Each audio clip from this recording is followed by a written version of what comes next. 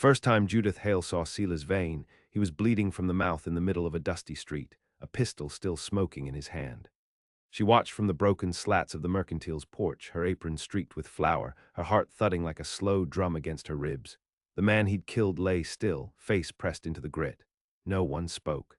The sun, heavy and merciless, bore down until the smell of blood seemed baked into the air. Judith was 19, no longer a girl but not yet anything solid. She lived at the mercy of her uncle's store, sweeping floors, folding cloth, weighing beans by the pound for men who looked too long at the swell of her throat. She had learned early to keep her mouth shut and her eyes lower. Sela's vein wore the wrong kind of smile, crooked and tired. He wiped the blood from his chin, tucked his pistol into the waistband of his trousers, and tipped an invisible hat toward her as if they were already acquainted. Judith pressed her palm to the doorframe and wondered why her knees felt weak. 3 days later, he came into the store. Judith had just finished measuring sugar when the bell clanged above the door. She looked up and there he was, sunburned and loose-hipped, as though the ground itself bent to him. The townsfolk watched from behind barrels and bolts of calico. Men like him didn't last long in Greystone. They either buried you in a shallow grave out past the river, or they yoked you into something you couldn't escape. He laid a sack of coins on the counter. "I'll need provisions," he said. His voice was low, rough, like boots on gravel. Judith weighed out salt pork, cornmeal, beans.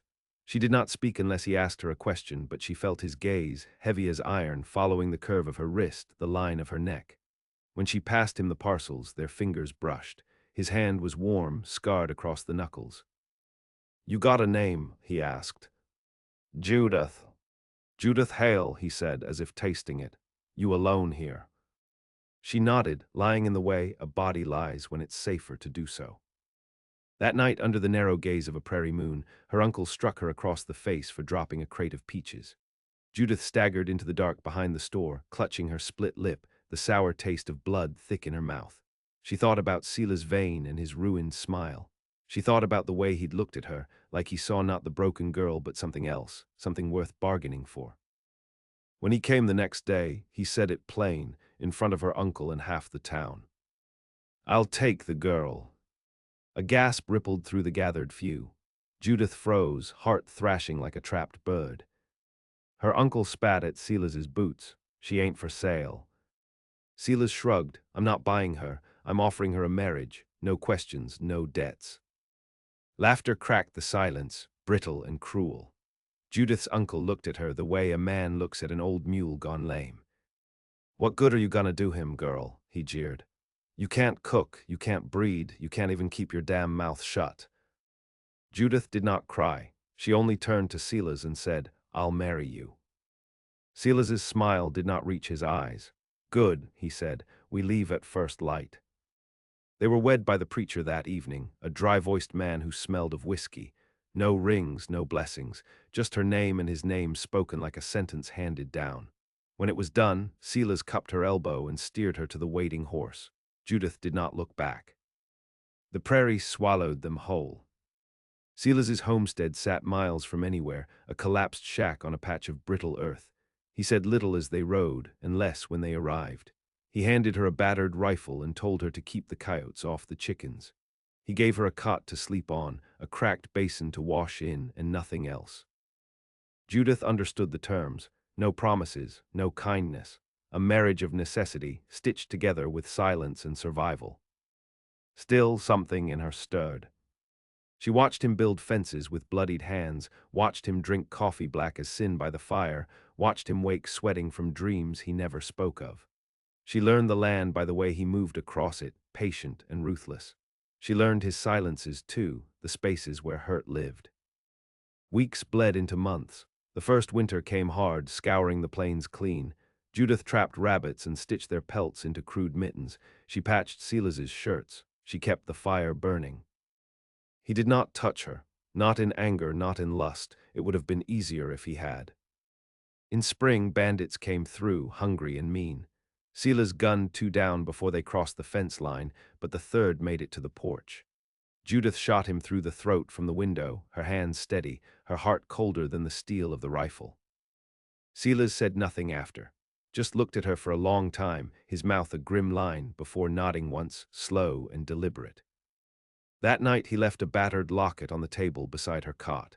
Inside was a miniature portrait of a woman with eyes like Judith's, fierce and unyielding. No words accompanied the gift, none were needed. Something between them shifted, fragile and dangerous. Judith slept that night with the locket clutched in her palm, and for the first time dreamed not of escape, but of reckoning. The rains came late that year, fat drops hammering the roof until the wood sagged under the weight. Judith learned to move quickly, setting out buckets and pots to catch the leaks. Silas patched what he could, but the shack groaned under every gust of wind like a dying animal. They spoke little still. Words between them were flint and stone, striking only when necessary. Judith grew leaner, stronger. She could skin a deer faster than Silas by midsummer, could read the clouds better, too. Once she caught him watching her coil a rope with expert hands, something like reluctant pride flickering across his battered face. Trouble came in the form of Sheriff Reeves and his men. They rode up one evening, dust smoking from their horses' hooves, and didn't bother knocking. Silas stood in the doorway, rifle loose in his grip, body tense as a drawn wire. "You harboring a murderer, Vane?" the sheriff asked, voice oily with threat. Judith stepped out behind Silas before he could stop her, shotgun resting against her hip. She said nothing, only stared at them with the cold flatness she'd learned to wear like armor. One of the deputies, a thin, sallow man, looked her over and sneered. Silas did not move, but his voice, when it came, was iron. "No one here but my wife." "Wife," the sheriff said, lingering on the word like it tasted wrong. His gaze dragged over Judith like a knife. "Anything you're hiding, Vane, LL come to light sooner or later." Silas said nothing, neither did Judith. They rode off, but not far. That night, Judith saw the glow of their campfire through the trees, a malignant red smear against the dark. Silas loaded the rifles with slow precision. Judith sat at the table, cleaning a knife until the blade gleamed like bone. "You were a fool to take me," Silas said after a long moment, his voice a rasp against the heavy dark. Judith did not look up. "Maybe.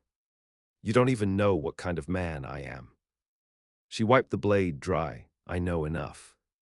Silas laughed then, a short, hollow sound. He pushed back from the table and paced to the window. "I killed a man once for touching a girl that wasn't his to touch," he said. "Shot him in front of a church while the bells rang." Judith met his gaze across the room. Her lip curled in something close to a smile. "Sounds like justice." Silas shook his head, almost in wonder. "You're colder than I am." Judith said nothing. Cold kept you alive. The next morning they found the chicken coop torched, blackened bones of the hens scattered like relics. Silas spat into the dirt and started reloading the wagons. "Pack light," he said. "We move at dusk." Judith obeyed without question. They rode north, keeping off the main trails. At a river crossing, Silas paused long enough for Judith to wash the ash and soot from her arms. Her reflection in the water startled her, hollow-cheeked, wild-eyed. She looked more like the women in Silas's locket now than the girl who'd once cowered behind a store counter. She found herself thinking about what it meant to choose a man like Silas. Not just to survive him, but to match him blow for blow, silence for silence. They set up camp deep in a ravine, hidden from view. Nights were long and brittle. Coyotes yipped in the distance, and the fire's thin smoke curled into a sky heavy with stars. One evening, Silas sat across from her, tossing a coin between his fingers. "You ever think about running?" he asked. Judith threw another branch onto the fire, sending up a shower of sparks. "No. You should." She shook her head. "No safer place than by your side." Silas studied her for a long moment, the firelight carving deep lines into his face. "You don't owe me anything," he said. "You offered me a marriage," she said, voice steady. "I'm keeping it." Silas looked away, mouth tightening. He threw the coin into the dirt and stood, pacing the perimeter. Judith sat still, hands curled around her knees, feeling the weight of what was growing between them. Not love, not mercy, something older and sharper. That night she dreamed of a house with walls that didn't leak, of land that bore wheat instead of stones, of standing over the graves of men who had tried to tear her down and finding no sorrow in her heart. She woke with the taste of iron in her mouth and the knowledge that survival was not enough anymore. She would not just endure, she would shape her own reckoning. And Silas Vane, the man who had offered her a cage disguised as freedom, would either stand beside her when the world burned or be the first to fall. The northlands were harsher, colder. Trees grew twisted by the wind and the soil was sour with salt. Judith and Silas squatted on the edge of an abandoned mining town, a place the map did not name. Weather-beaten storefronts leaned like drunks in the mist. No law rode this far, no mercy either. They claimed a two-room shack with a broken stove and a door that hung by one hinge. Silas worked to fix what he could, but it was Judith who bartered with the ghost town's other squatters, sharp-eyed women and broken men who measured strangers by the weight of their weapons. Word spread of her quickly. The girl who could kill without blinking. The wife who bore Silas Vane's name, but none of his chains. She taught herself to gamble, learned the weight of dice in her palm, the edge of a bluff in a man's eyes. She sold dried meat, stitched boots, traded bullets for grain. At night, she sat by the window with the shotgun across her lap while Silas mended saddles by firelight. They did not speak of dreams or hope. Such things had no place here. What they had was an agreement, a silent contract written in hunger and grit. Until the night the preacher came. He rode into the hollow on a swayback horse, his black coat stitched with dust, his Bible lashed to his saddle with a length of barbed wire. His name was Ephraim Cole, and he spoke with a voice like a cracked bell. Judith watched from the porch as he set up his tent by the well, hanging a battered cross from the entrance. The desperate came first, the drunkards, the whores, the broken fathers, kneeling in the dirt to be blessed or beaten or both. Silas laughed when he heard about it, a dry, humorless sound. Judith did not laugh. There was something wrong about the preacher, something she could feel under her skin, itching. It was not long before he turned his eye to her. He found her by the well one morning, hauling buckets up from the cold, black throat of the earth. His smile was a raw wound on his face. "You carry yourself like a queen," he said, voice syrup-thick. Judith wiped sweat from her brow with the back of her wrist and said nothing. "You ought to be careful," he said, stepping closer. "Pride is a sin the Lord punishes swiftest." She met his gaze without flinching. "I carry only what's mine." His face twisted, and for a moment something hateful and familiar flashed through his eyes. The same hunger she had seen in other men, in her uncle, in the townsfolk who whispered about girls who thought they were worth more than their wombs. The preacher made himself an enemy that day. At supper she told Silas what had passed. He chewed his meat in silence, the firelight glinting off the knife in his hand. "You want me to kill him?" he asked, like he was offering to patch a fence. Judith shook her head. "Not yet." Patience was a weapon, too. The preacher's sermons grew louder, more venomous. He railed against women who did not know their place, against those who took up arms instead of scripture. He spoke of cleansing, of righteous fire. His followers multiplied, desperate men looking for a cause, cruel men looking for permission. One night, a brick shattered their window. Judith found a note tied to it with rough twine. It read, "Whore in a child's jagged scrawl." She burned it without a word. 2 days later, they tried to set fire to the shack. Judith shot one through the thigh before they could light the torches. Silas dragged another into the mud and beat him until his skull caved in. The others fled into the woods, howling like dogs. Judith and Silas buried the dead man at the edge of the hollow, unmarked and unblessed. Standing over the shallow grave, Silas said, "It won't stop, not until one of us is gone." Judith brushed dirt from her palms. Her voice was low and certain. "Then we make sure it's them." They planned in silence.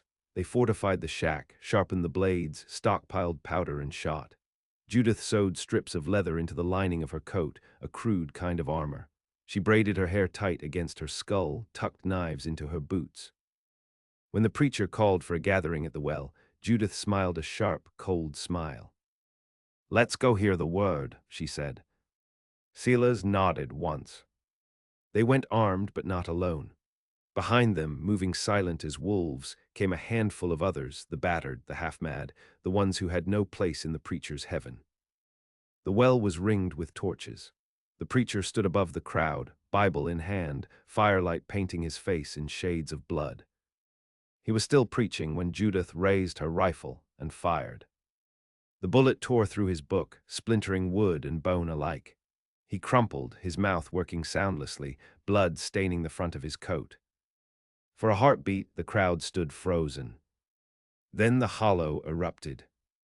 Fists, knives, gunfire. Judith moved through the chaos with lethal grace, a knife in each hand, her coat flashing like the wings of a crow. Silas fought at her back, each shot deliberate, each strike final. By dawn, the preacher's tent lay in ruins, his followers scattered or dead. The well smoked where someone had tossed in a torch. Judith stood in the center of it all, blood drying on her hands, chest heaving with the weight of it. Silas came to stand beside her, his face unreadable. "You started a war," he said. Judith turned to him, the rising sun burning the horizon raw and red. "No," she said, "I ended one." He looked at her then the way a man looks at a storm coming over the plains, with awe and a little fear. Judith Hale was no man's wife now. She was her own reckoning. The hollow never forgave the blood spilled that night. The ground turned sour, the creek ran brackish, and the wind sang low dirges through the broken roofs. Those who survived the preacher's fall scattered like rats from a sinking ship. Judith watched them go, one by one, their faces pinched with fear and hunger. Silas patched the holes in the shack's walls. He planted hardy winter wheat where the preacher's tent had burned, and when he thought she wasn't looking, he built a smokehouse to preserve meat for the hard seasons coming. But something had shifted between them. Judith moved through the days with a quiet ferocity, building her strength, gathering what the preacher had tried to hoard, the loyalty of the outcasts, the frightened, the angry. They came to her shack in ones and twos, offering furs, bullets, skills. She took them in, gave them work, taught them to defend what little they had. Without speaking it aloud, she became the hollow's spine.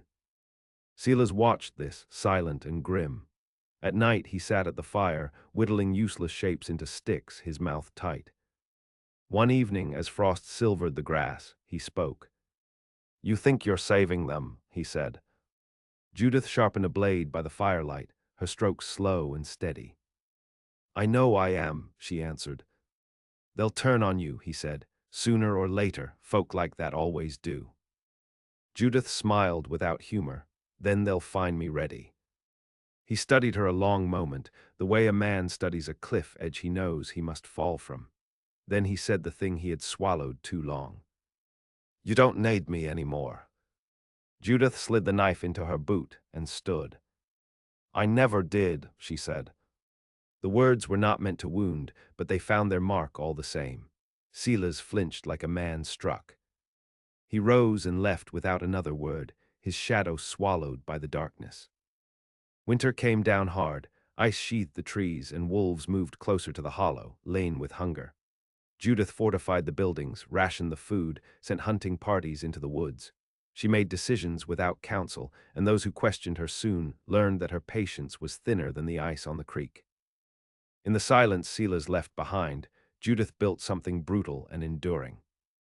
When spring thawed the land, strangers began drifting toward the hollow, drawn by the stories of a woman who had gutted a preacher and raised a dead town into something sharp enough to survive. Among them came men Judith recognized from the old world, bounty hunters, debt collectors, broken remnants of Silas's past. They brought offers, gold for the hollow, protection in exchange for obedience. Some spoke of marriage contracts, others simply wanted her dead and strung from a tree as a warning. Judith listened to them all. Then she burned their contracts and buried their bodies deep beyond the river bend. Silas returned one night, ragged and half-starved. He stood at the gate she had ordered built, watching the guards with their rifles, the fortified houses, the women who wore knives like jewelry. Judith met him there, coat flaring in the cold wind. "You built an empire," he said, voice hoarse. "No," she said. "I built a place where no one like you ever offers chains disguised as mercy again." Silas's mouth twisted, not quite a smile, not quite sorrow. "I never hurt you," he said. "You never helped me either," she answered. Behind her the hollow pulsed with life, rough, imperfect, stubborn as blood. It owed nothing to Sela's vein. He stepped forward. "I came back to stay." Judith shook her head. "You don't stay where you're not king," she said. Silas's shoulders sagged. For the first time since she had known him, he looked old. "I gave you a way out," he said. Judith's voice was low and hard. "You gave me a smaller cage." She turned and walked back through the gate, leaving him standing there with the dust blowing around his boots. The guards closed the gate behind her with a clang like a coffin lid.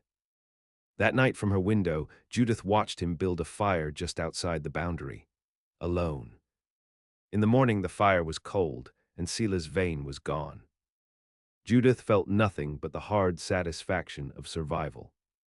Sela's had offered her a marriage of convenience.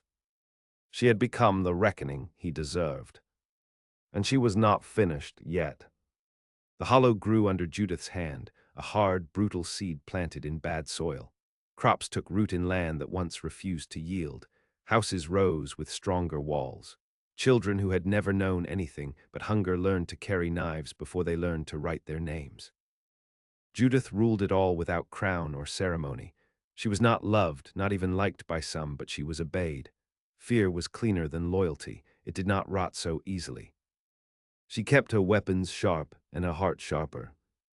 For 2 years no one challenged her. Traders passed through and spoke her name in low voices.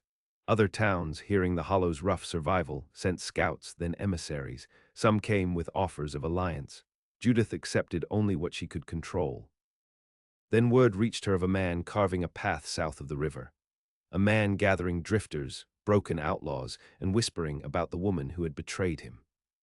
Sela's vein. He was not the same man who had once offered her a place at his fire. Hunger and rage had carved him leaner, meaner. He spoke to the angry, the dispossessed, those who resented Judith's cold rule. He called her a usurper, a liar, a killer of good men. Judith received the news with a stillness that chilled the room. "He's coming," her lieutenant said, laying a crude map across the table. 3 days out, maybe less. Judith traced the lines of approach with one scarred finger. She did not speak for a long time. When she did, her voice was quiet. "Let him." The Hollow prepared as they always had, with blood and steel. Barricades rose, traps were laid. The women sharpened blades in the flickering torchlight, their faces grim. Judith stood atop the old preacher's well, rifle slung across her back, a revolver loose at her hip. She wore a black duster, stitched at the seams with the skins of wolves she had killed herself. Her hair was braided tight, threaded with leather. At dawn, Silas rode into the hollow with 50 men at his back. They wore rough colors and rougher faces, men who had no home but violence. Judith watched them array in the morning mist. She could pick Silas out instantly, still tall, still moving with that loose-hipped confidence that had once unsettled her. His face was a map of old wounds now. He rode to the barricade and called out, "Judith Hale." She stepped forward, alone. "You ain't fit to rule this place," Silas said, voice carrying across the hard-packed dirt. "You never were." Judith let the words hang there, limp and useless. "You built a kingdom of fear," he said. "It'll turn on you, maybe not today, maybe not tomorrow, but they'll tear you down just like they built you up." Judith studied him for a moment. The man she had married had been cruel, but he had also been honest in his cruelty. This man was something worse, a coward who needed to dress his failure in righteous anger. "You came here to die," she said. Silas bared his teeth. "Not today." Judith lifted her hand. The first shot cracked the air, ripping through one of Silas's lieutenants before he could draw. Gunfire exploded in the hollow like a thunderclap. Judith moved through the fight like a blade honed thin by endless sharpening. She shot, stabbed, broke bones with ruthless precision. Around her, the hollow fought like a nest of cornered snakes. The battle was short and vicious. When the smoke cleared, only a handful of Silas's men remained, bleeding into the dust. Silas himself was on his knees, hands tied behind his back, a thin ribbon of blood trickling from the corner of his mouth. Judith stood over him. For a moment, silence stretched wide and heavy. "You made me strong," she said, voice low and sure. "You made me mean. You made me better than you." Silas laughed, a wet, broken sound. "I made you just like me." Judith shook her head. "No," she said, "you never understood." She knelt so they were eye to eye. "You offered me survival once," she said, "and called it salvation. I took it. I made it something you could never hold." Silas opened his mouth to answer, but Judith drew her knife and opened his throat before he could speak. He fell forward into the dust, gurgling once, then stilled. The hollow watched in silence. Judith rose, wiped her blade clean on the hem of her coat, and turned to face her people. She did not shout, she did not weep. She only spoke the truth, raw and simple. "This is ours now, and no one will take it." The hollow roared its answer. Later, standing alone where the preacher's well once drew water, Judith let the wind lift her hair. The blood crusted at her boots. There was no peace, there never would be. But she had her reckoning. And the world, cruel and empty as it was, would remember her name long after the dust claimed her bones. Judith Hale, the woman who was offered a cage and built a kingdom instead. The woman who did not forgive. The woman who did not forget. The woman who took the world in both hands and broke it to her will.